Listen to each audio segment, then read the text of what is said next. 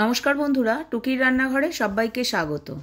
আজকে আমি শেয়ার করে নেব আপনাদের সাথে ব্রোকলির একটা মজাদার রেসিপি। ব্রোকলি খেতে টেস্টি হয় কি না হয় সেই নিয়ে হয়তো দ্বিমত থাকতেই পারে। পার্সোনালি আমার কিন্তু ব্রোকলি ভীষণ পছন্দ। আর শীতের সময় মার্কেটে গেলেই কিন্তু দেখা যায় চারিদিকেই ব্রোকলি বিক্রি হচ্ছে। অতএব এই ব্রোকলিকে কিন্তু খাবার মধ্যে অবশ্যই অ্যাড করতে হবে এই সময়। চলুন তাহলে শুরু করা যাক ব্রোকলির ঝটপট মজাদার রেসিপি। তার জন্য এখানে আমি নিয়ে নিয়েছি একটা ব্রোকলি। প্রথমে আমি ব্রোকলিটাকে টুকরো টুকরো করে কেটে নেব। ব্রোকলির স্টেম থেকে প্রত্যেকটা ফ্লোরেটস আমি আলাদা করে বার করে নেব। এখানে আমি ফ্লোরেটসগুলো একটু মিডিয়াম সাইজের রাখবো, খুব বেশি বড় রাখবো না, আবার খুব বেশি ছোটও রাখবো না। ব্রোকলিগুলোকে আমি মিডিয়াম সাইজের টুকরো করে কেটে নিয়েছি। আমি আরও একবার ব্রোকলিগুলোকে খুব ভালো করে ওয়াশ করে নেব। এরপর আমি বাটিতে কিছুটা জল নিয়ে নিলাম। জলের মধ্যে দিয়ে দিলাম হাফ টিস্পুন নুন। নুনটাকে খুব ভালো করে জলের সাথে মিশিয়ে দিলাম। জলটা যখন গরম হয়ে আসবে তার মধ্যে আমি দিয়ে দিলাম ব্রোকলিগুলোকে। 3 থেকে 4 মিনিট ব্রোকলিগুলোকে আমি হালকা বয়েল করে নিলাম। এরপর একটা নেটের সাহায্যে ব্রোকলিগুলোকে আমি ছেঁকে নিচ্ছি। এরপর আমি এর মধ্যে অ্যাড করে দিচ্ছি একদম ঠান্ডা জল। এর ফলে ব্রোকলির কালারগুলো একদম চেঞ্জ হবে না, গ্রিন থাকবে। 10 থেকে 12টা রসুনের কোয়া আমি চপ করে নিচ্ছি।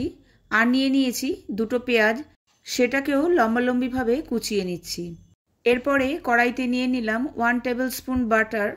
বাটারটা ভালো করে মেল্ট হয়ে গেলে তাতে প্রথমে দিয়ে দিচ্ছি রসুনের কুচিগুলোকে। এই সময় গ্যাসের ফ্লেমটাকে আমি মিডিয়ামে রেখেছি। রসুনের কুচিগুলো হালকা লালচে হয়ে আসলে তার মধ্যে দিয়ে দেব কেটে রাখা পেঁয়াজগুলো। পেঁয়াজগুলোকেও কিন্তু হালকা লালচে করে ভেজে নিতে হবে। যারা ব্রোকলি খেতে পছন্দ করেন না, এই রেসিপিটা দেখার পর থেকে নিশ্চয়ই ব্রোকলিটা ট্রাই করবেন।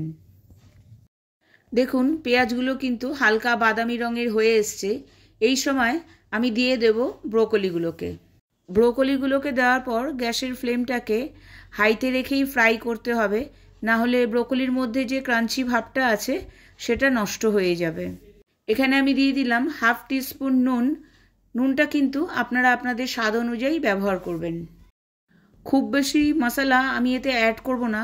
এখানে দিয়ে দিলাম হাফ টিস্পুন গোলমরিচ powder, half teaspoon chilli flakes. 3 থেকে 4 মিনিট ক্রমাগত এভাবে নেড়ে চেড়ে ব্রোকলিগুলোকে ফ্রাই করে নিতে হবে। আমি এখানে একটা রেড সস বানিয়ে নেব, সেই জন্য নিয়ে নিলাম 1 টেবিল স্পুন তেল। তেলটা গরম হয়ে গেলে তার মধ্যে দিয়ে দিলাম একটা মিডিয়াম সাইজের কুচানো পেঁয়াজ। পেঁয়াজটাকে হালকা ফ্রাই করে নিতে হবে। পেঁয়াজটা হালকা ফ্রাই হয়ে গেলে এর মধ্যে আমি অ্যাড করে দেব 2টো টমেটো পেস্ট। খুব ভালো করে নেড়ে চেড়ে এর মধ্যে আমি দিয়ে দেব হাফ টিস্পুন নুন। আর অ্যাড করে দেব half teaspoon Kashmiri red chilli powder. এটা টোটালি অপশনাল, শুধু জাস্ট কালারের জন্য এটা ব্যবহার করা হয়েছে। আর ওপর থেকে দিয়ে দিলাম কিছুটা কুচনো ধনেপাতা। সব কিছুকে ভালো মতো একবার মিশিয়ে নিলাম। এবার টমেটো পেস্টটাকে খুব ভালো করে ফ্রাই করে নিতে হবে। যখন এটা ড্রাই হয়ে যাবে তার মধ্যে আমি মিশিয়ে দিলাম হাফ কাপ পরিমাণে জল। খুব ভালো করে নেড়ে চেড়ে ফুটে উঠলেই তৈরি হয়ে যাবে আমাদের রেড সস। আরেকটা প্যানে নিয়ে নিচ্ছি 2 টেবিল স্পুন বাটার। এবার আমি বানিয়ে নেব হোয়াইট সস। বাটারটা ভালো করে মেল্ট হয়ে গেলে এর মধ্যে আমি দিয়ে দেব 2 টেবিল স্পুন ময়দা। ময়দাটা দেওয়ার পর ক্রমাগত ভালো করে নেড়ে চেড়ে নিতে হবে। বাটার আর ময়দাটাকে খুব ভালো করে মিশিয়ে নিতে হবে। বাটার আর ময়দাটার মধ্যে যখন একটা ব্রাউন কালার এসে যাবে তার মধ্যে অল্প অল্প করে দুধটাকে অ্যাড করতে হবে। আমি এখানে প্রায় হাফ গ্লাস দুধ ব্যবহার করেছি। আবারও খুব ভালো করে নেড়ে চেড়ে যখন একটা ক্রিমি টেক্সচার এসে যাবে, দেখুন ঠিক এই রকম থিকনেস এসে যাবে, তখন এর মধ্যে আমি অ্যাড করে দিলাম half teaspoon oregano, half teaspoon mix herbs. সব কিছুকে ভালো মতো মিশিয়ে নিলেই তৈরি হয়ে গেল আমাদের হোয়াইট সস। এবার আমি একটা কাচের পাত্র নিয়ে নিয়েছি। প্রথমেই আমি হোয়াইট সসের একটা লেয়ার দিয়ে দিলাম। তার ওপরে আমি দিয়ে দিলাম ব্রোকলিগুলোকে দেওয়ার পর আমি যে রেড সসটা বানিয়ে রেখেছিলাম এবার সেটার একটা লেয়ার আমি দিয়ে দিলাম।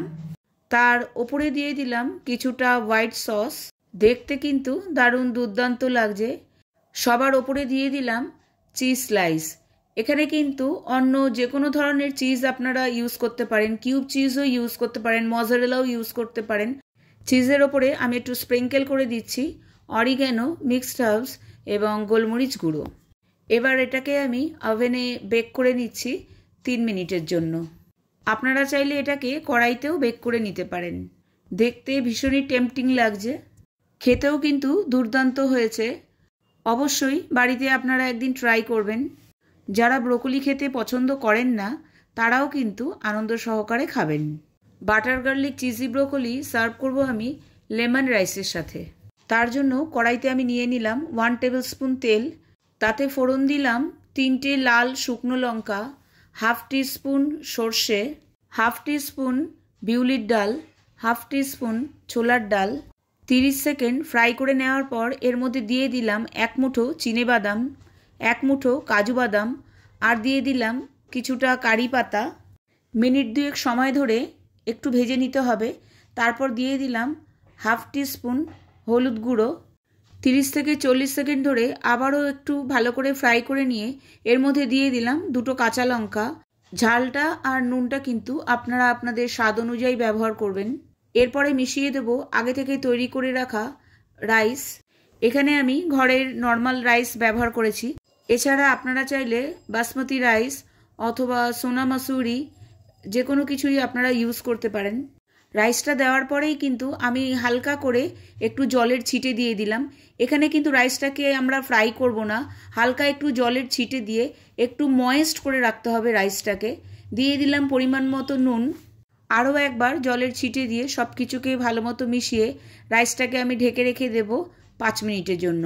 এই সময় গ্যাসের ফ্লেমটাকে আমি লোতে রাখবো। 5 মিনিট পর গ্যাসের ফ্লেমটাকে আমি বন্ধ করে দিয়েছি আর ওপর থেকে দিয়ে দিয়েছি অর্ধেকটা পাতিলেবুর রস।